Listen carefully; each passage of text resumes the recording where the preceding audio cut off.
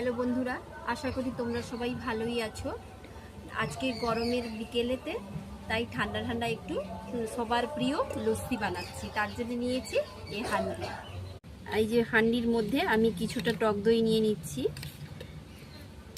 তোমরা যেমন পরিমাণে তৈরি করবে সেই পরিমাণ মতো টক দই আমি নিয়ে নিচ্ছি।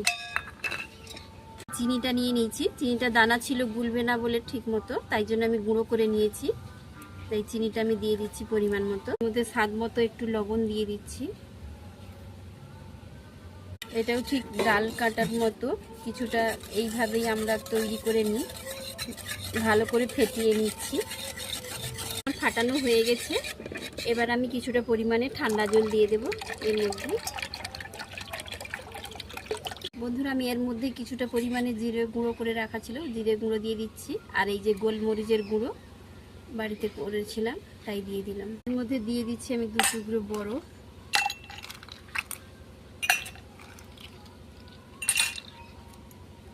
আর আমি এর মধ্যে বরফ দিয়ে দিচ্ছি। এর মধ্যে এবার গ্লাসে করে ভরে নিচ্ছি লস্যিটা। আমার তো দারুণ লাগছে বন্ধুরা, তোমরাও এইভাবে করে খেয়ে দেখবে। বিকেলের রোদ্রুতে গরমের দিনে এটা ভালোই লাগবে।